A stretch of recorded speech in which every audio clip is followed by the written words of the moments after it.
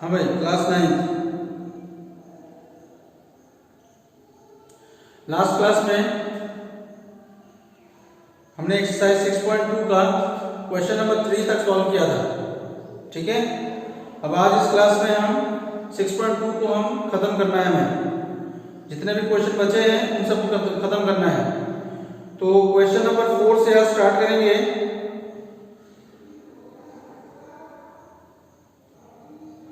तो सब में फिगर बना हुआ है, तो पहले फिगर बना लेंगे।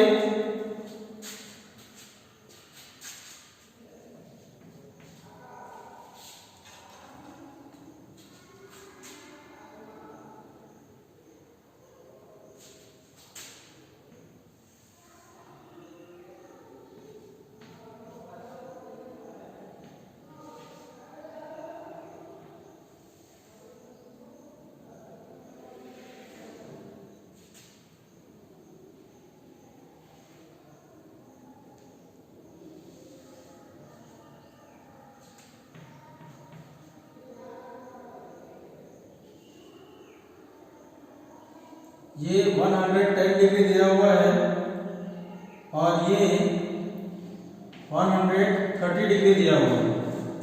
ठीक है, और हमें क्या निकालना है भाई?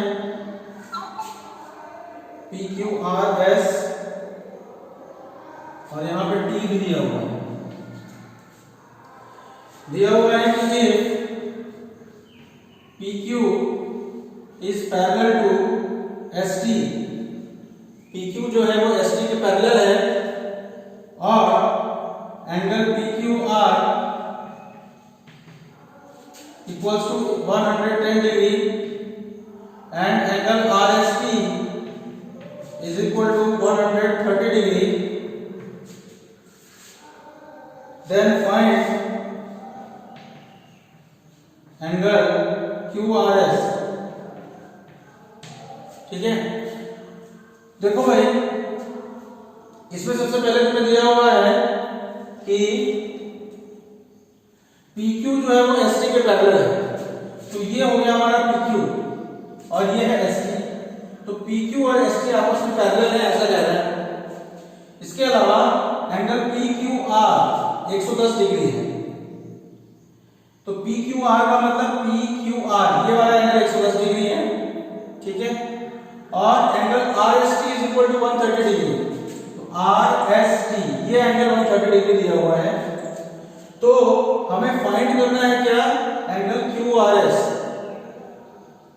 Angle QRS। अब QRS कहां पे है? देखो QRS, यानी कि ये वाला एंगल हमें फाइंड करना है।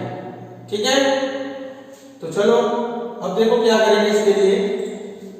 हम ये जो पॉइंट R है, R से एक लाइन ड्रॉ करते हैं जो कि इस PQ के पैरेलल है। इस R से हम एक कंस्ट्रक्शन करेंगे और कंस्ट्रक्शन में क्या कंस्ट्रक्ट करेंगे भाई? कि एक लाइन खींचेंगे और वो लाइन जो है वो PQ के पैरेलल होनी चाहिए। ठीक है, तो जैसे ये हमने एक लाइन खींचा, अब ये जो लाइन है इसी को आगे भी बढ़ा देते हैं।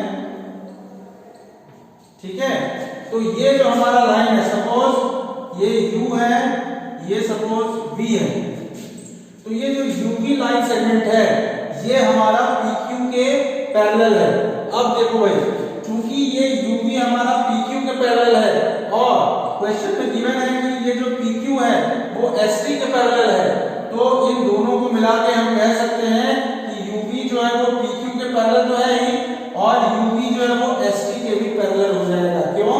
क्योंकि since UV is parallel to PQ and PQ is parallel to ST, therefore UV is also parallel to ST।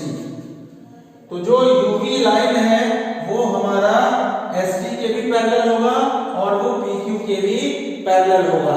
ठीक है, अब देखो क्या करेंगे भाई, अगर ये जो UV लाइन है अगर ये PQ के पैरेलल है तो ये जो दो एंगल्स हैं वो को इंटीरियर एंगल्स होंगे on the same side of the transversal Q R. अगर हम यूवी को अगर हम यू आर मान लें तो यू आर और पी क्यू दो हमारे लाइंस हैं जिसमें कि क्यू आर वो हमारा ट्रांसवर्सल के रूप में दिखाई दे रहा है। तो ये जो 110 डिग्री है और ये जो एंगल आर है ये दोनों हमारे को इंटीरियर एंगल्स हैं on the same side of the transversal Q R. ठीक है, और चूंकि पी क्यू और ये यूवी पैरेलल लाइंस हैं तो इन दोनों का जो सम होगा वो 180 डिग्री के बराबर होगा। तो यहां पे लिखेंगे कि since PQ is parallel to UR, PQ is parallel to UR and angle Q and angle R are co-interior angles, are co-interior angles. Therefore, angle Q plus angle R, अब इस एंगल R को is equal to दोनों का जो सम होगा वो 180 degree के बराबर होगा। ठीक है, तो अब एंगल Q की जगह हम 110 डिग्री कर लें plus angle R is equal to 180 degree. तो यहां से angle R is equal to आ जाएगा 180 माइनस 110 यानी कि 70 डिग्री। ठीक है भाई,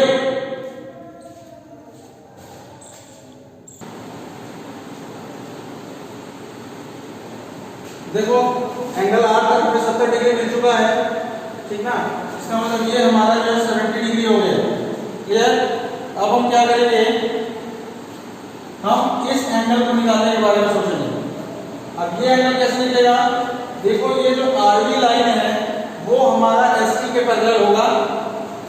यहां लिखते हैं कि since RB is parallel to ST and angle R and angle S, angle R and angle S are co-interior angles, co-interior angles on the same side of, on the same side of, on the same side of transversal SR। ठीक है, जो SR हमारा transversal है उसके same side में है, तो इसका मतलब इन दोनों एंगल्स का सम भी हमारा कितने के बराबर होगा भाई, 180 डिग्री के बराबर होगा। इसका मतलब angle S plus angle R is equal to 180 degree. ठीक है, तो ये एंगल S की जगह हमने लिख दिया 130 degree plus angle R is equal to 180 degree. Angle R is equal to 180 minus 130, angle R is equal to 180 minus 130 50 degree हो गया भाई। ठीक है, तो देखो ये 70 डिग्री आ चुका है और ये वाला एंगल अब आ गया कितना भाई, 50 डिग्री। अब ये जो यूपी है वो एक लाइन है। अब क्योंकि ये जो यूपी है वो हमारा एक लाइन है तो ये जो पूरा का पूरा एंगल होगा वो स्ट्रेट एंगल होगा, और जब स्ट्रेट एंगल होगा तो इन तीनों एंगल का सम कितने के बराबर होगा भाई, 180 डिग्री के बराबर होगा। तो उसमें से अगर ये 70 डिग्री है ये 50 डिग्री है तो ये कितना होगा, कैसे निकालेंगे भाई, तीनों को जोड़ के इक्वल टू 180 डिग्री कर देंगे और फिर 70 और 50 को प्लस करके राइट साइड में भेज देंगे तो ये मिडिल वाला एंगल हमारा आ जाएगा। ठीक है, तो देखो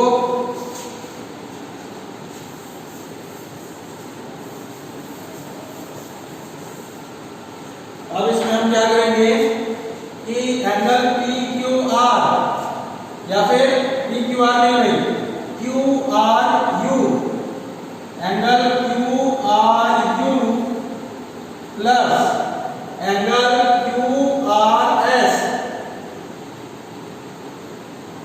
प्लस एंगल BRS,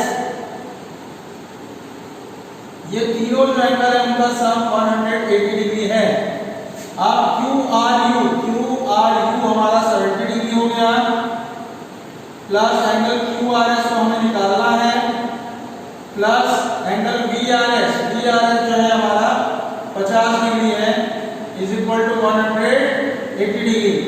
तो एंगल QRS प्लस 70 प्लस 50 ये हो गया 120 डिग्री इज इक्वल टू 180। तो angle QRS is equal to 180 degree और ये प्लस 120 डिग्री उधर जाएगा तो माइनस 120 डिग्री हो जाएगा। तो 180 माइनस 120 ये हो जाएगा 60 डिग्री। Answer clear. जो हमारा एंगल QRS है वो कितने डिग्री का होगा भाई? 60 डिग्री का होगा। देखो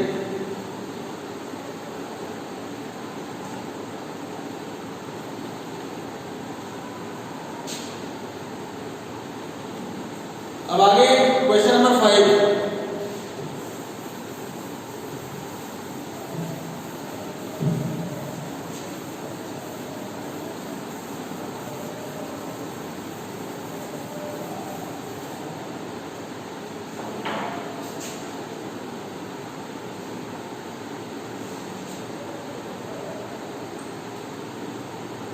क्वेश्चन नंबर 5 है इन फिगर। इसमें भी देखो फिगर बनाया हुआ है, पहले फिगर बना लेते हैं।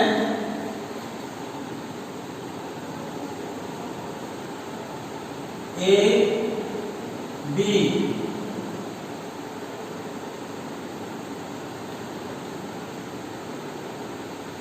नीचे भी एक लाइन है सी डी, फिर एक ट्रायंगल बना हुआ है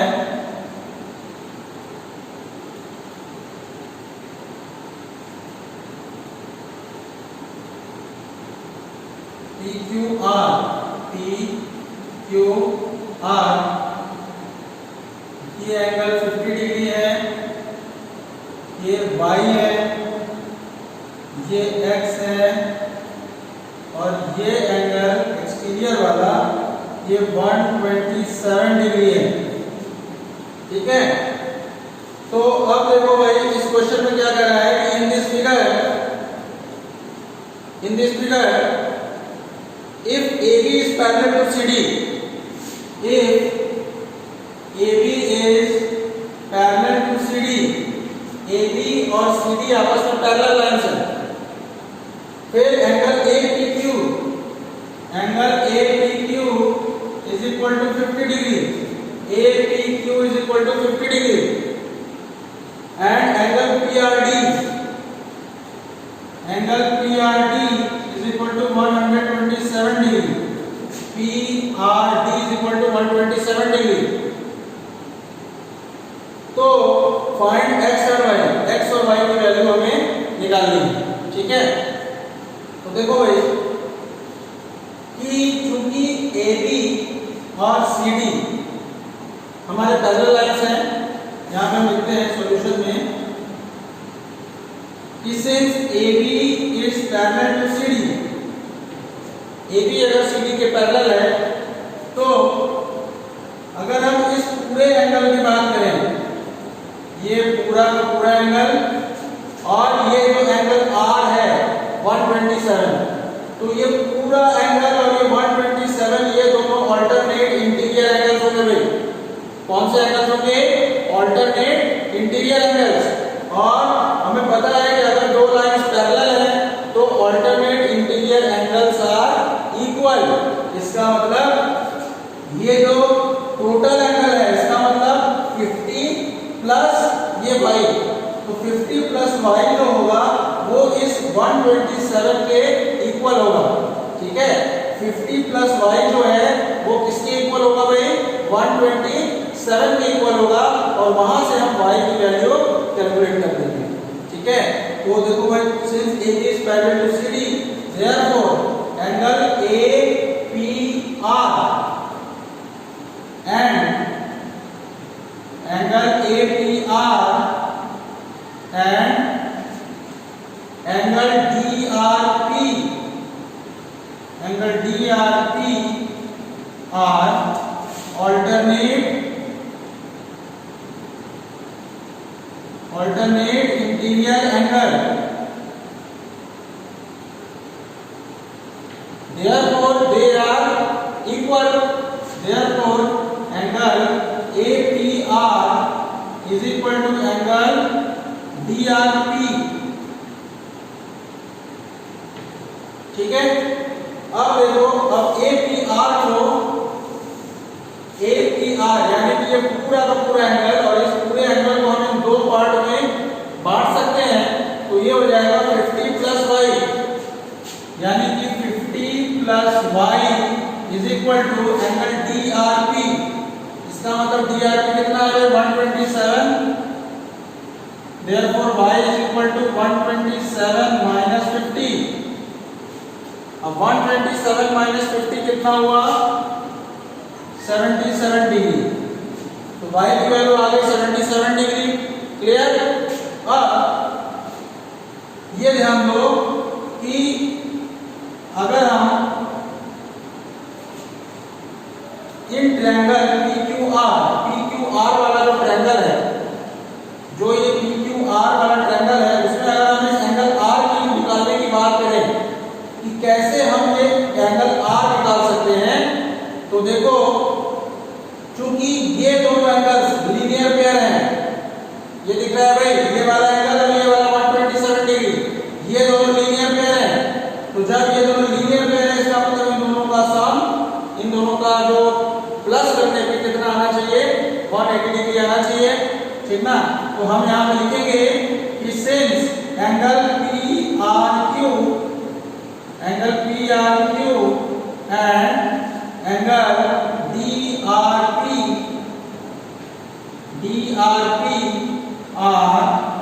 DRP are linear pair, therefore angle PRQ plus angle DRP is equal to 180 degree. ठीक है, तो अब उसमें से PRQ की वैल्यू तो हमें निकालनी है, तो angle PRQ plus angle DRP जो है 127 है, इज इक्वल टू 180 डिग्री। तो therefore angle PRQ is equal to 180 minus 127, तो ये हो जाएगा 53 डिग्री। तो PRQ जो है वो 53 डिग्री हो जाएगा भाई। क्लियर? और y की वैल्यू तो देखो आ चुकी थी हमारी कितनी? 77 डिग्री। ध्यान देना कि y की वैल्यू हमारी 77 डिग्री आ चुकी थी, और ये जो एंगल R है वो 53 डिग्री आ चुका है। अब इन ट्रायंगल PQR, किसी भी ट्रायंगल में जो ट्रायंगल के तीनों इंटीरियर एंगल्स का जो सम होता है वो कितना होता है भाई? 180 डिग्री होता है। तो अब हम यहाँ लिखेंगे कि in triangle PQR angle P plus angle Q plus angle R is equal to 180 degree. इसमें एंगल P हमारा y है, यानी कि 77 है, प्लस एंगल Q हमारा यहाँ पे x है, तो x की एंगल Q की जगह x लिख दिया। ठीक है, प्लस एंगल R की जगह 53 लिख दिया, इज इक्वल टू 180। तो अब 77 प्लस 53 कितना हो जाएगा? 130। तो x plus 130 is equal to 180। तो यहाँ से x is equal to 180 minus 130 हो जाएगा, x is equal to 50 degree आ जाएगा। ठीक है ना? तो देखो भाई, x और y दोनों की वैल्यू निकल चुकी है। x की वैल्यू है 50 डिग्री और y की वैल्यू है 77 डिग्री। आंसर देखो,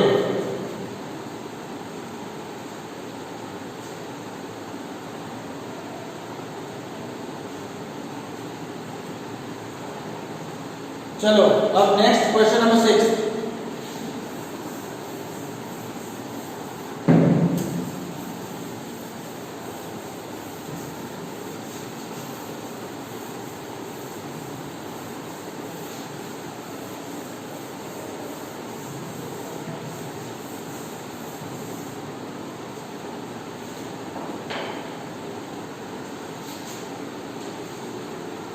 question number 6,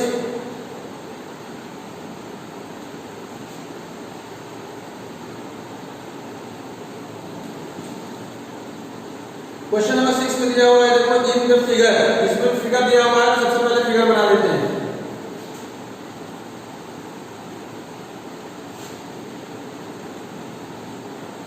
P Q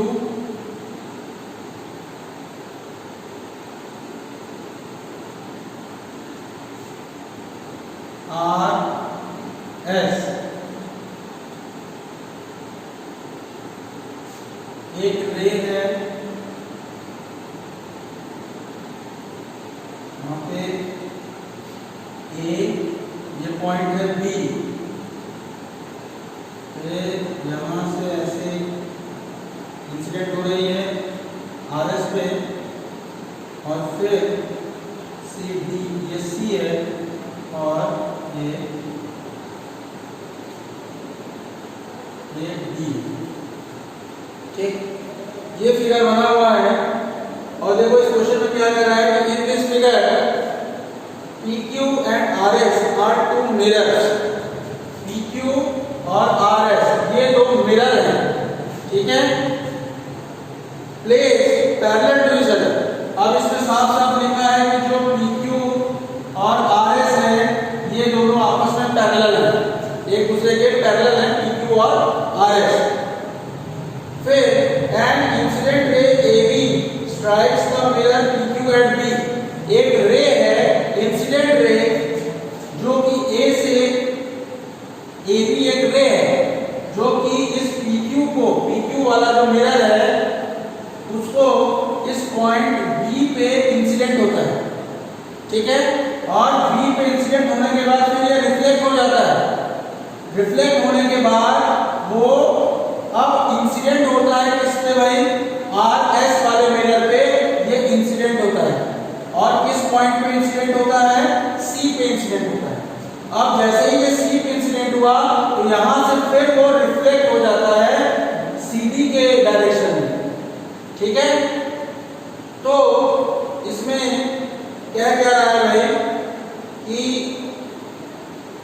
strikes the mirror PQ at B and the reflected ray moves along the path BC। तो ये reflected ray है वो इस BC path के along मूव करता है and strikes the mirror RS at C। RS वाला जो मिरर है उसको C पे स्ट्राइक करता है, और फिर and again, और फिर से रिफ्लेक्ट करता है बैक along CD। ये CD के along दोबारा वो बैक करता है। तो prove that AB is parallel to CD। हमें ये प्रूव करना है ये जो इंसिडेंट रे AB है और ये जो रिफ्लेक्टेड रे CD है ये दोनों आपस में पैरेलल है, ठीक है। तो to prove AB is parallel to CD, ठीक है। तो प्रूफ, इसमें सबसे पहले देखो एक कंस्ट्रक्शन करना पड़ेगा, और वो कंस्ट्रक्शन क्या होगा भाई, B से एक परपेंडिकुलर लाइन हम ड्रॉ करेंगे, B से एक परपेंडिकुलर लाइन ड्रॉ करेंगे और C से भी एक परपेंडिकुलर लाइन ड्रॉ करेंगे, ठीक है। इसको मान लो कुछ E, इसको मान लो कुछ F, ठीक। तो देखो भाई BE हमारा परपेंडिकुलर है और CF भी परपेंडिकुलर है PQ, क्लियर। अब क्या ये हम कह सकते हैं कि BE और FC ये दोनों परपेंडिकुलर तो हैं, लेकिन ये दोनों आपस में पैरेलल हैं, क्योंकि BE भी परपेंडिकुलर है और FC भी परपेंडिकुलर है, तो ये दोनों यानी कि BE और FC आपस में क्या होंगे भाई, पैरेलल होंगे, ठीक है। अब जैसे तुमने पैरेलल खींचा, मतलब परपेंडिकुलर जो लाइन से BE और FC को हमने जब ड्रॉ किया, तो देखो हमारे पास टोटल 4 एंगल बन जाएंगे, एक ये एंगल 1, 2, ये एंगल 3 और ये एंगल 4, टोटल 4 एंगल्स बन जाएंगे, ठीक है। अब चूंकि हमने अभी बताया कि ये जो परपेंडिकुलर्स हैं BE और FC ये दोनों आपस में पैरेलल हैं, यहाँ लिखेंगे कि since BE is parallel to FC, BE जो है वो FC के पैरेलल है, इसका मतलब हमारा जो एंगल 2 होगा वो एंगल 3 के के बराबर होना चाहिए। क्यों ऐसा होना चाहिए भाई? क्योंकि बीई और एफसी के लिए ये जो बीसी लाइन सेगमेंट है वो हमारा एक ट्रांसवर्सल की तरह यहाँ पे काम करता है, और एंगल 2 और एंगल 3 हमारे ऑल्टरनेट इंटीरियर एंगल की तरह काम करेंगे। ठीक है, तो angle 2 is equal to angle 3, reason हो जाएगा इसका alternate interior angle, alternate interior angles. अब इसके बाद हम क्या कह सकते हैं? देखो, हमने फिजिक्स में पढ़ा हुआ है कि लाइट वाले चैप्टर में कि कोई भी रे अगर किसी मिरर पे इंसिडेंट होकर फिर रिफ्लेक्ट करती है तो जो एंगल ऑफ इंसिडेंस होता है वही हमारा एंगल ऑफ रिफ्लेक्शन के बराबर होता है। ठीक है, जो हमारा एंगल ऑफ इंसिडेंस होता है वो हमारा एंगल ऑफ रिफ्लेक्शन के बराबर होता है। तो अब जैसे ये जो AB हमारा जो रे है वो स्ट्राइक कर रहा है एंगल, ये जो मिरर PQ है उसको B पे, तो अगर हमें एंगल ऑफ इंसिडेंस पूछा जाए तो एंगल ऑफ इंसिडेंस कितना होगा भाई? एंगल ऑफ इंसिडेंस होगा 1। अब एंगल ऑफ इंसिडेंस किसके लिए कैसे निकाला जाता है? जिस पॉइंट पे वो स्ट्राइक करता है वहां से हम एक परपेंडिकुलर ड्रॉ करते हैं, और उस परपेंडिकुलर और रे के बीच का जो एंगल होता है वही एंगल ऑफ इंसिडेंस होता है। ठीक है, इसी तरह जो एंगल ऑफ इंसिडेंस जहां पे स्ट्राइक किया वहां से जब ये रिफ्लेक्ट होता है तो फिर से परपेंडिकुलर और रिफ्लेक्टेड रे के बीच में जो एंगल होता है वो हमारा एंगल ऑफ रिफ्लेक्शन होता है। ठीक है, तो किसी भी रे के लिए अगर वो मिरर पे स्ट्राइक करके रिफ्लेक्ट होती है तो हमारा एंगल ऑफ इंसिडेंस जो होता है हमेशा एंगल ऑफ रिफ्लेक्शन के बराबर होता है। तो इस रूल के अकॉर्डिंग हम लिख सकते हैं कि since angle of incidence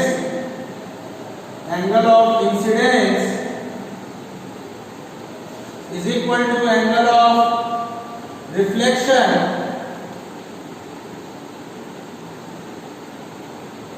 therefore angle 1 is equal to angle 2, and अब देखो भाई यहाँ पे एंगल 3 और एंगल 4 भी तुम्हारे सेम एंगल ऑफ इंसिडेंस और एंगल ऑफ रिफ्लेक्शन ही है। कैसे? अगर हम इस C को, ये जो BC है इसको अगर हम रे माने और हम ये माने कि B से ये चलती है और ये रे C पे स्ट्राइक करती है इस RS मिरर को, तो ये C जो है वो हमारा इंसिडेंट पॉइंट हो जाएगा। किस पॉइंट पे इंसिडेंट हो रही है? तो यहाँ से हमने परपेंडिकुलर खींचा है तो परपेंडिकुलर और इंसिडेंट रे के बीच का जो एंगल है वो एंगल 3 होगा, तो ये हमारा एंगल ऑफ इंसिडेंस हो जाएगा। और इसी तरह इस पॉइंट C से जब ये वापस रिफ्लेक्ट होगी तो ये रिफ्लेक्टेड रे और ये जो परपेंडिकुलर है इसके बीच का जो एंगल 4 है वो हमारा एंगल ऑफ रिफ्लेक्शन होगा। और सेम रूल से कि एंगल ऑफ इंसिडेंस इक्वल होता है एंगल ऑफ रिफ्लेक्शन के, हम कह सकते हैं कि angle 3 is equal to angle 4। तो यहां से आ जाएगा भाई angle 3 is equal to angle 4। Clear? अब देखो हमें ये 3 चीजें मिल गई, एंगल 2 एंगल 3 के बराबर है, एंगल 1 जो है वो एंगल 2 के बराबर है, और एंगल 3 जो है एंगल 4 के बराबर है। क्लियर? अब देखो चूंकि एंगल 3 एंगल 4 के बराबर है और एंगल 2 जो है वो एंगल 3 के बराबर है, तो हम जो एंगल 3 है उसकी जगह पे क्या हम यहाँ से एंगल 2 लिख सकते हैं भाई? बोलो भाई, एंगल 2 लिख सकते हैं। इसका मतलब यहाँ पे हो जाएगा angle 2 is equal to angle 4, therefore angle 2 जो होगा वो हमारा एंगल 4 के बराबर हो जाएगा, है ना? अब चूंकि एंगल 2 जो है एंगल 4 के बराबर हो जाएगा, इसका मतलब क्या होगा भाई? अब देखो यहाँ से एंगल 2 जो है एंगल 1 के भी बराबर है, इसका मतलब इन तीनों को मिला के हम कह सकते हैं कि angle 1 is equal to angle 4, क्योंकि एंगल 1 एंगल 2 के बराबर है और एंगल 2 हमारा एंगल 4 के बराबर आता है, इसलिए एंगल 1 जो है वो एंगल 4 के बराबर होगा। अब ध्यान देना कि since angle 1 is equal to angle 4 and यहाँ से एंगल 2 एंगल 3 के बराबर है और angle 1 is equal to angle 4 तुमने ला दिया। इन दोनों को सिंपल क्या कर दो भाई, प्लस कर दो। ठीक है, इन दोनों को हम क्या कर दें, प्लस कर दें, यानी कि ये हो जाएगा angle 1 plus angle 2 is equal to angle 4 plus angle 3। ठीक है, अब एंगल 1 प्लस एंगल 2 क्या होगा, एंगल 1 प्लस एंगल 2 जो है वो होगा ABC। ABC is equal to angle 4 plus angle 3, यानी कि ये कौन सा एंगल होगा भाई, DCB। अब ध्यान देना कि PQ और RS वाले लेयर के लिए ये जो BC है, BC जो हमारा रे है वो एक ट्रांसवर्सल की तरह काम करता है। ठीक है, ये जो BC है वो हमारा ट्रांसवर्सल की तरह काम करता है। तो ये जो एंगल 1 प्लस एंगल 2 है और ये जो एंगल 3 प्लस एंगल 4 है वो हमारा ऑल्टरनेट इंटीरियर हो जाएगा। अब हम यहाँ पे लिखेंगे for PQ and RS, for PQ and RS, BC acts as transversal. BC acts as transversal and ABC, angle ABC and angle कौन सा भाई, DCB are alternate interior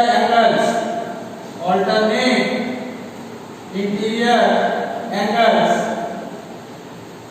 ठीक है, alternate interior angles and they are equal and angle ABC is equal to angle DCB, और जो दोनों alternate interior angles हैं वो हमारे इक्वल है। तो हमने बताया था कि converse of alternate interior angle theorem में क्या होता था कि अगर कोई भी दो लाइन एक खींची गई है और उनको एक ट्रांसवर्सल कट कर रहा है तो जो अल्टरनेट इंटीरियर एंगल्स अगर उनमें इक्वल आ रहा है तो हम क्या कहेंगे भाई कि जो दोनों लाइंस हैं वो आपस में कैसे लाइंस हैं, पैरेलल लाइंस हैं। तो यहाँ पर भी देखो जो दो हमारे अल्टरनेट इंटीरियर एंगल्स हैं वो हमारे इक्वल आ रहे हैं। इसका मतलब जो दो हमारे लाइंस हैं यानी कि AB और CD, जो हमारा AB और CD लाइन है वो क्या होगा भाई, देखो भाई यहाँ पे BC जो है हमारा ट्रांसवर्सल तो है लेकिन किसके लिए, PQ और RS के लिए नहीं भाई। देखो यहाँ पे गलत हो गया है, यहाँ पे थोड़ा मैंने गलत बोल दिया। ये जो BC जो है वो हमारा ट्रांसवर्सल है इन दो लाइंस के लिए, AB और CD के लिए। तो फॉर AB एंड CD, ये ध्यान देना भाई, यहाँ पे ये थोड़ा चेंज करना है कि AB और CD के लिए जो हमारा ये BC है वो एक ट्रांसवर्सल है और ABC और DCB ये हमारे अल्टरनेट इंटीरियर एंगल्स हैं। और चूंकि ये दोनों बराबर हैं इसलिए हमारा converse of alternate interior angle theorem से by converse of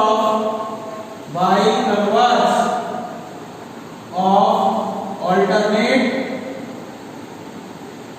interior angle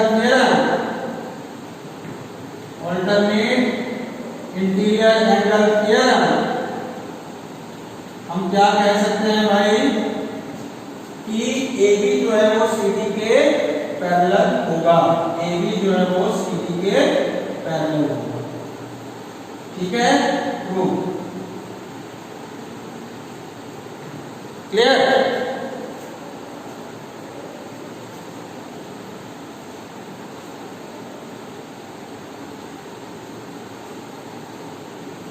तो चलो भाई आज इस वीडियो में बस इतना ही रहेगा। आज हमने एक्सरसाइज 6.2 को खत्म कर दिया है। ठीक, उम्मीद करते हैं समझ में आ गया होगा। वीडियो को बार बार देखिएगा और अच्छे समझ में आ जाएगा। और अब इसके आगे जो है हम एक्सरसाइज 6.3 पे चलेंगे लेकिन नेक्स्ट क्लास में। ठीक है, चलो भाई ऑफ करो।